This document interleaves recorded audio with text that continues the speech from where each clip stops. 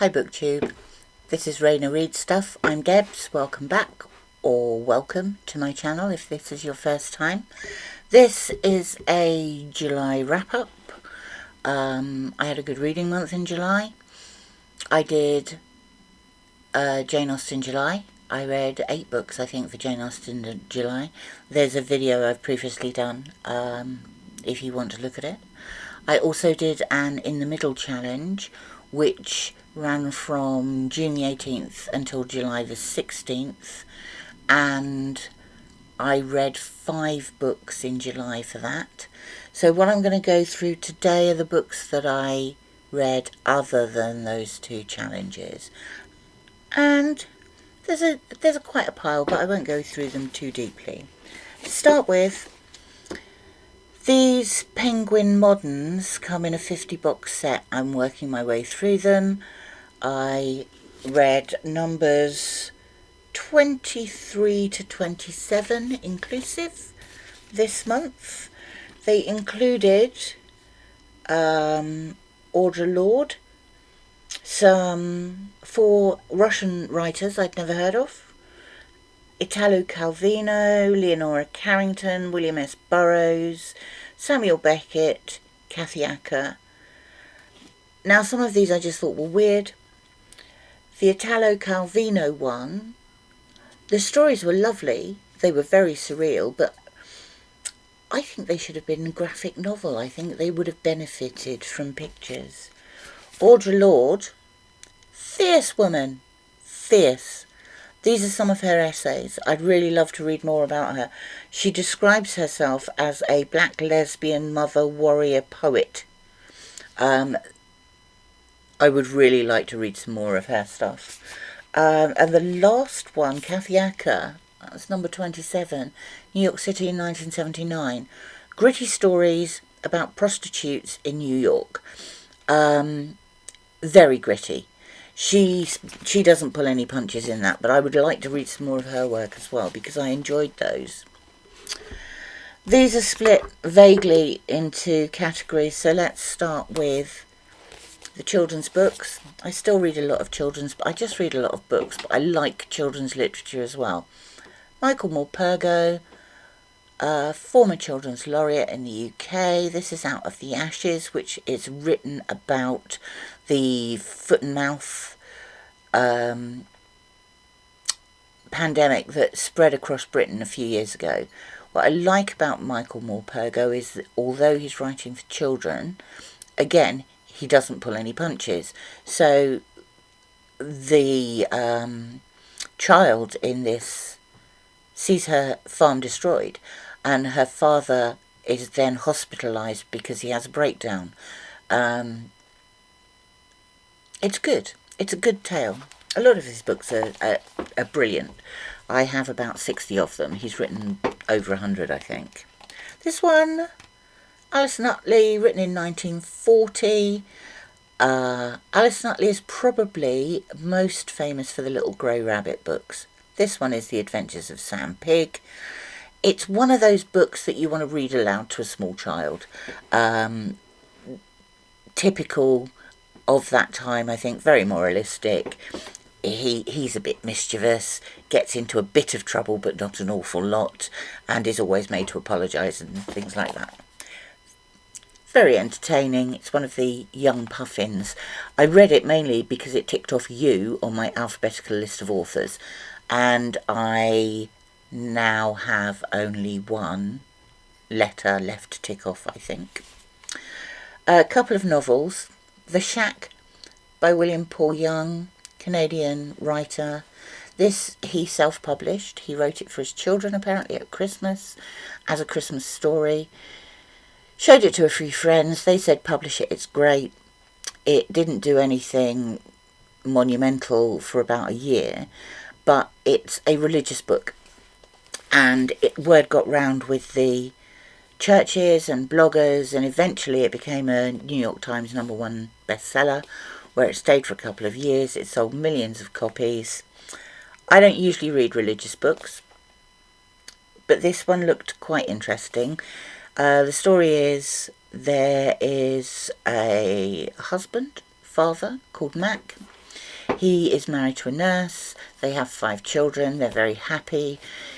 His wife goes to a conference. He takes the kids, or some of the kids, camping, and the youngest one, little girl, aged 5 or 6, is abducted and disappears.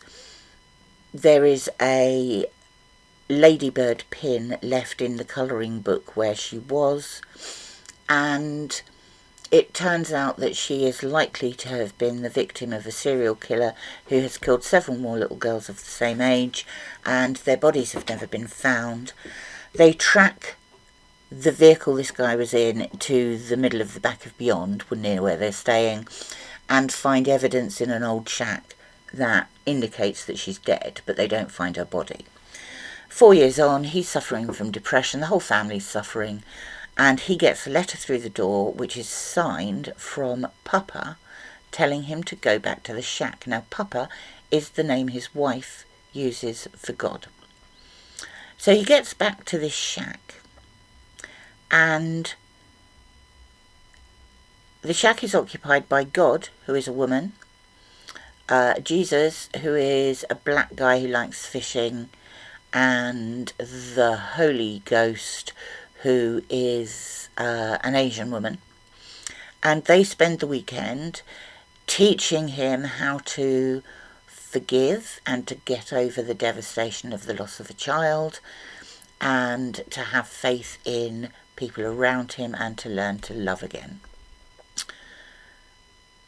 Like I say, it's not really my thing. It was quite well done. It was quite thought-provoking.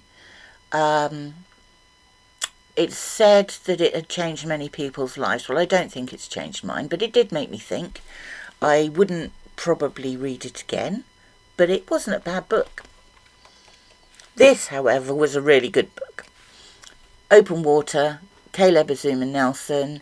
It's about a young black man in southeast London falls for his friend's girlfriend, not knowing that it's his friend's girlfriend. Girlfriend and friend split up, and it's about London. It's about being young black man in London and being fearful of being stopped by the police, being fearful of gang members, being fearful of not only people who aren't the same ethnicity as you, but people who are the same ethnicity as you. And it's a love affair, sometimes long distance, with his girlfriend.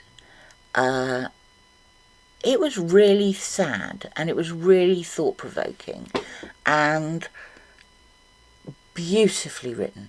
Really, it was poetic. There's a lot of repetition, and music runs through it, and you can tell by the timbre of the prose that music is a big part of this guy's life. I wondered actually whether it was semi-autobiographical, but I don't know. From there we move on to non-fiction. I bought a book a couple of weeks ago. I've mentioned it in a previous video. It was called The Rivers of London by Ben Aronovich. I thought it was about the rivers of London. It wasn't. It was a fantasy, magical police procedural. So I bought a book about the lost rivers of London. Don't get me wrong, the last one was brilliant, really enjoyed it, but I actually wanted to read a book about the rivers of London. So this is it. It was great. It's by a guy called Paul Talling, who spent many years traipsing around London looking for evidence of the old tributaries. It's got lots of pictures from his journeys in there, but it's also got maps, so you can follow the routes that he took and look for the similar things. It was really interesting. If you're in the UK, you would probably know a street cat named Bob. This is the true story of a homeless guy who was a recovering addict, who found a stray ginger cat near the flats that he'd just moved into. And it's about the relationship between human and feline, and how they both helped heal each other. And it's just a really uplifting story. It's not going to win the Pulitzer Prize, but if you just want to be genuinely cheered up, Street Cat Named Bob is a great read. A third non-fiction, The Motorcycle Diaries by Ernesto Che Guevara, before he was known as Che. In this, he and a friend, they're both at medical school. They haven't quite finished. I think they've yet to do their final year. They decide to take themselves off around South America on said friend's Norton, 500cc Norton. So they drive across Argentina, they drive to Chile, they go up through Chile and Peru to Colombia and Venezuela, and it really made me want to learn more about South America. I don't really know very much about it. I don't know that much about Che Guevara, other than the fact that he was killed by guerrillas, I think, in, I want to say Guatemala, and his body was lost for about 30 years before they found it in the late 1970s. It's a sort of coming-of-age book. It's the sort of thing where you'd think this was life's big adventure if it wasn't for the fact that you knew Che Guevara went on to do other things in Cuba 8 years later, I think it was. Really good, though. A couple of history books. Now, I'm reading these for Historathon Q3, so I won't go into too much detail about them. This is about a witch trial. Malcolm Gaskill used the copious notes that were left by the founder of a town in New England called Springfield, where a witch trial occurred before the Salem witch trials. And it's a real microcosm of puritanical life in New England when they first arrived over there. The research he's done is so detailed that he tells you how much they're paying for their food and where they're getting it from and how harsh the winters were and things like that. And at the centre of it is the superstition and the fear that leads to a witch trial of a married couple. One is a brickmaker and his wife, and it's really interesting and really detailed, and lots of notes in the back as well. My sister's really into genealogy and has been researching the family tree for years and years and years, and has decided that we are related vaguely to Dick Turpin.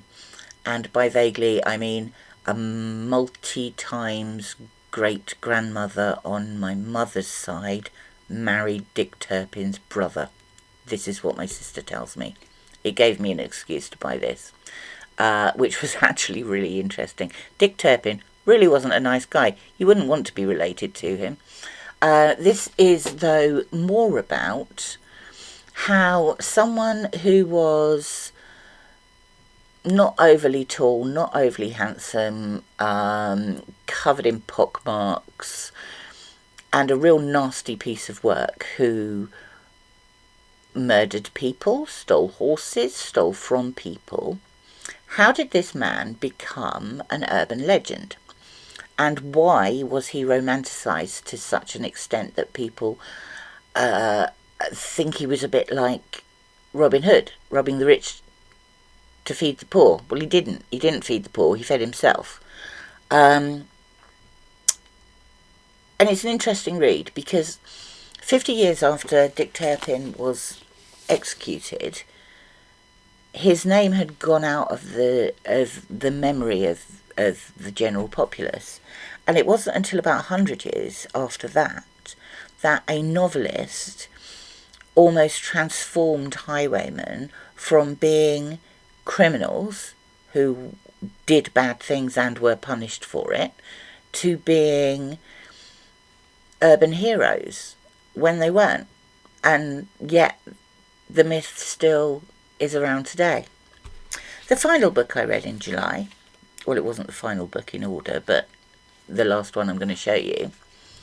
This, My Happy Place, is an anthology of work by members of Nottingham Writers Studio, of whom I am one, and I have a poem published in this book. And it is, although I was a journalist for nearly 40 years and I am used to having things published, I've never had any creative writing published before, so I was very pleased with this. I went off to the book launch, which was week before last. This has essays, it has short stories, it has poetry, it even has a piece of artwork in there.